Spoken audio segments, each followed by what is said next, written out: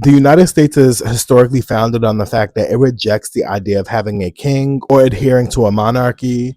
But in many ways, the United States historically has taken the presidency and made it into something that was godly. My name is Shaif. I make videos about history, cultural commentary, and spirituality. So go ahead and give me a follow before we hop into the video. Now, this photo of Trump as a Jesus-like figure has been making its rounds on the internet, and many people are shocked, as they should be. But it historically lends to the idea that the United States didn't just create the presidency, it also constructed a role that feels omnipresent, that feels supernatural, and it's been deified throughout history in a number of ways. Historically, when we think about first accounts of presidents being deified and made to be godlike figures, it starts with America's very first president, George Washington, who in many ways becomes a godlike figure, specifically because of his role in the Revolutionary War, as well as a need for Americans to find camaraderie. And in many ways, he was deified through the use of art. And those depictions, plus time, to someone who was merely just a man becoming something more supernatural, something more omnipresent, something that seems more than it is. What moves us from merely being art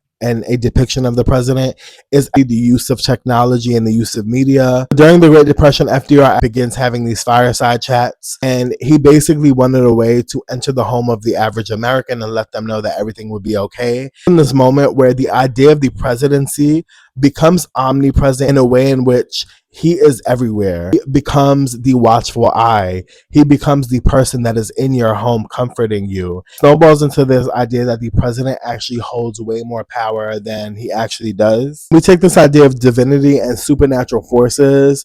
We can tie it directly to the spread of settler colonialism throughout history. One prominent example is that of Manifest Destiny, where in the 19th century, America actually uses the supernatural idea that the expansion towards the West is something that is a divine right.